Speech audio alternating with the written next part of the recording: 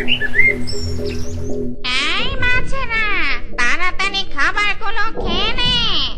এই খাবারে অনেক পুষ্টি আছে, তাই এই খাবার খেলে তোরা তাড়াতাড়ি বড় হয়ে যাবি।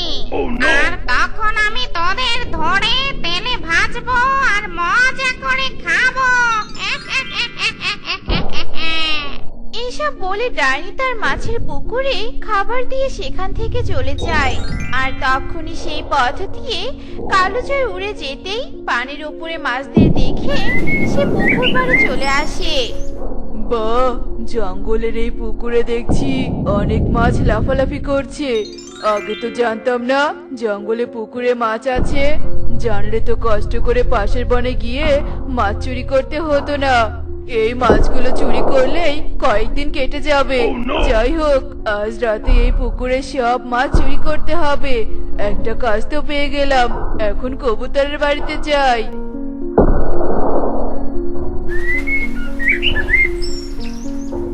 কবুতর, কবুতর, বাড়িতে আছিস?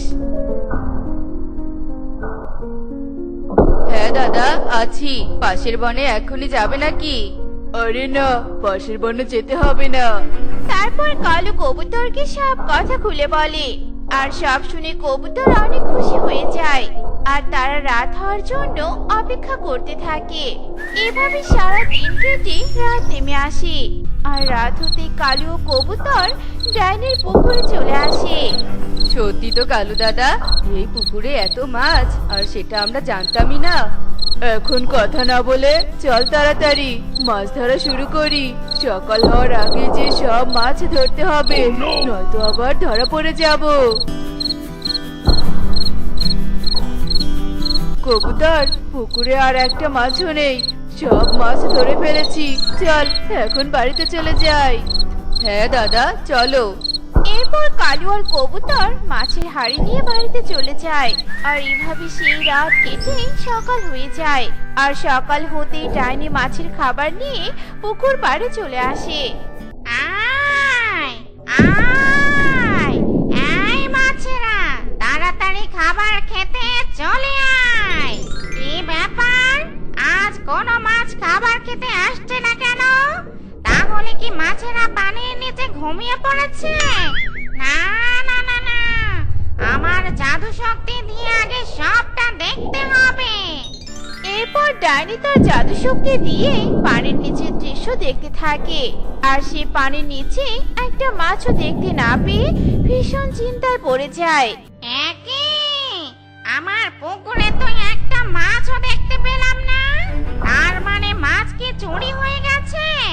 এই তো কিছু পাখির পায়ের চিহ্ন দেখা যাচ্ছে। তাহলে কি পাখিরা আমার পুকুরের মাছ চুরি করেছে? দাঁড়া, আমি এক্ষুনি তোদের রাজ্যে যাচ্ছি।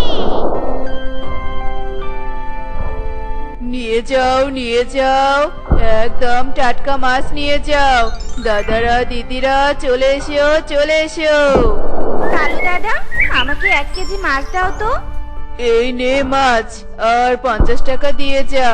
আচ্ছা ঠিক আছে দাদা, এই নাও টাকা। শয়তান পাখি, আমার পুকুরের মাছ এনে ভালোই তো বিক্রি করছিস। এর শাস্তি যে আমি তোদের দিয়েই ছাড়বো।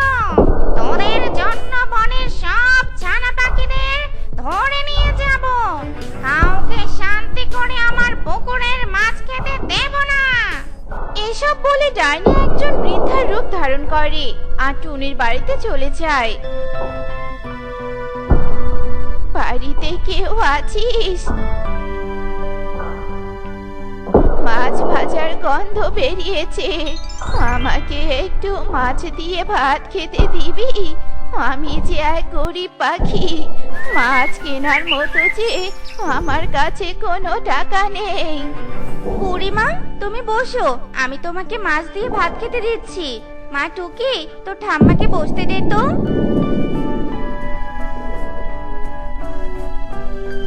ঠাম্মা, এই মাদারে বসে পারো। মা তাড়াতাড়ি খাবার নিয়ে এসো। এই নাও বুড়িমা, মাছ ভাজা দিয়ে গরম ভাত। ঠিক আছে রে মা, তুই ঘরে গিয়ে কাজ কর, আমি খাবারগুলো খেয়ে নিচ্ছি। এরপর টুনি যেই না ঘরে চলে যায়, আর তখনই ডাইনি তার জাদুশক্তি দিয়ে টুকিকে মাছ বানিয়ে তার পুটলিতে ভরে নেয়। এরপর সে গপ গপ করে খাবারগুলো খেতে থাকে। সে কি, টুকি কোথায় গেল? আমি আরো ওর জন্য খাবার নিয়ে এলাম, ভাবলাম তোমার সাথে বসে খাবার খাবে। তোর মেয়ে তো খেলতে চলে গেছে। যাই হোক, তোর মেয়ের খাবারগুলো আমাকে দিয়ে দে। এই খাবার খেয়েছে আমার পেট ভরেনি। আচ্ছা ঠিক আছে বুড়িমা, তাহলে এই খাবারগুলো তুমি খেয়ে নাও।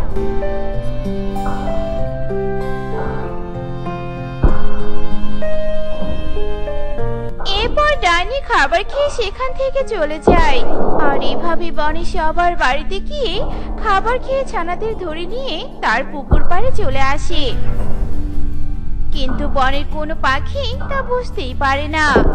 এখন থেকে তোরা মাছ হয়েই থাকবি। আমাদের ছেড়ে দাও, আমরা বাড়িতে চলে যাব। তোদের বাবা মা আমার পুকুরের মাছ খাবে, আর আমি তা তাকিয়ে তাকিয়ে দেখব? কখনোই না। আমার নাম ডাইনি, আর ডাইনিরা তাদের প্রতিশোধ নিয়েই ছাড়ে। তাই আমি তোদের মাছ বানিয়ে গরম তেলে ভেজে খাবো। আগে তোদের কিছু খাবার খাইয়ে বড় করতে হবে। এসব বলে ডাইনি খাবার নিতে চলে যায়। আর এভাবে সারা দিন কেটে সন্ধ্যা নেমে আসে। আর পাখিদের ছানা বাড়িতে না ফেরায় পাখিরা খুবই চিন্তায় পড়ে যায়। কি ব্যাপার, টুকি এখনো বাড়িতে আসছে না কেন? যাই, একবার কালু দাদার বাড়িতে গিয়ে দেখে আসি।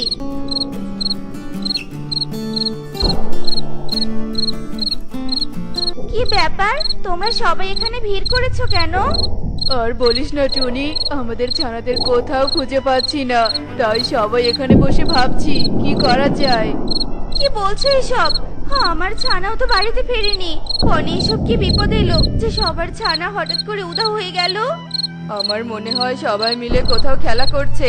চলো আমরা আবার পুরো বনটা ভালো করে খুঁজে দেখি। এরপর সবাই তাদের ছানাদের খুঁজতে বেরিয়ে পড়ে। মেঘরাজা, চলো না এই চাঁদনি রাতে আমরা পৃথিবী থেকে ঘুরে আসি। হ্যাঁ মেঘরানী, আমারও খুব ঘুরতে ইচ্ছে করছে। চলো তাহলে এক্ষুনি যাওয়া যাক। এরপর মেঘরানী আর মেঘরাজা আকাশ থেকে নিচে নেমে আসে। আর তারা ঘুরতে ঘুরতে ক্লান্ত হয়ে ডাইনির পুকুর পাড়ে চলে আসে। মেঘরাজা, আমার খুব পানি পিপাসা পেয়েছে, চলো এই পুকুরে নেমে পানিগুলো খেয়ে নেই। কিন্তু এই পুকুরে তো বেশি পানি নেই। এই পানিগুলো যদি আমরা খেয়ে ফেলি তাহলে বনের পশু পাখিরা কি খাবে? তাহলে আমরা সব পানি খাবো না, কিছু পানি পাখিদের জন্য রেখে দিব। পাখিরা তো বেশি পানি খায় না, কিছু পানি হলেই হয়ে যাবে। আর কয়েকদিন পর তো আমরা বৃষ্টি ছড়াবো, তখন আবার পুকুর ভরে যাবে। ও হ্যাঁ, তুমি তো ঠিক কথাই বলেছো। এরপর মেঘরাজা আর মেঘরানী পুকুরে নেমে পানি খেতে থাকে। আর পুকুরের পানি কমে যেতেই পাখির সব ছানারা উপরে চলে আসে। মেঘ, ও মেঘ, এই পুকুরে পানি আর খেও না। সব পানি খেলে যে আমরা মরে যাব। না না মাছ, আমরা সব পানি খাবো না। কিন্তু তুমি মাছ হয়ে পাখির মতো কথা বলছো কি করে? আমরা তো পাখি ছিলাম, কিন্তু তারপর টুকি মেঘকে সব কথা খুলে বলে। আর সব শুনে মেঘদের মনে অনেক মায়া হয়। তোমরা চিন্তা করো না, ওই ডাইনিকে শাস্তি দিয়ে এক্ষুনি তোমাদের মুক্ত করার ব্যবস্থা করছি। চলো মেঘরাজা, এক্ষুনি ডাইনির বাড়িতে চলো। হ্যাঁ মেঘরানী, চলো। এরপর মেঘরাজা আর মেঘরানী ডাইনির বাড়িতে চলে যায়। আর তারা ঘরের উপরে উঠে বৃষ্টি ঝরাতে থাকে। এবং কিছুক্ষণের মধ্যেই বৃষ্টির পানিতে ডাইনির ঘর ভরে যায়। একে হঠাৎ এত বৃষ্টি হচ্ছে কেন? আর এতক্ষণ বৃষ্টি হলে তো আমার ঘরটা ডুবে যাবে। না না, আমাকে এক্ষুনি কোনো গাছের উপরে গিয়ে আশ্রয় নিতে হবে। একই মেঘ, তোরা আমার ঘরের উপরে এভাবে বৃষ্টি ছড়াচ্ছিস কেন? আমি তোদের কি এমন ক্ষতি করেছি? দয়া করে বৃষ্টি ছড়ানো এক্ষুনি বন্ধ করব আর এখানকার সব পানিও তুলে নিব, কিন্তু তার আগে তোমাকে পুকুরে বন্দি ওই পাখির ছানাদের মুক্ত করে দিতে হবে। ওই ছানাদের বন্দি করে তো আমি অন্যায় কাজ করিনি। ওর বাবারা আমার পুকুরে সব মাছ চুরি করেছে, তাই আমিও ওদের চুরি করে এনেছি। তুমি ছানাদের মুক্ত করে দাও, আমি ওর বাবা মাকে বলবো তোমাকে যেন মাছ কিনে দিয়ে যায়। তুই সত্যি বলছিস? আচ্ছা ঠিক আছে, আমি এক্ষুনি ছানাদের মুক্ত করে নিয়ে আসছি। এরপর ডাইনি পুকুর পাড়ে চলে আসে আর সব ছানাদের মুক্ত করে মেঘরাজা ও মেঘরানীর কাছে নিয়ে যায়। আর এদিকে মেঘেরা ডাইনির বাড়ির সব পানি তুলে নেয়। এই নে, আমি সব ছানাদের মুক্ত করে এনেছি। ওদের বাবা মাকে বলবি কাল সকালেই যেন আমার সব মাছ কিনে দিয়ে যায়। আচ্ছা ঠিক আছে ডাইনি, বলবো। ছানারা চলো,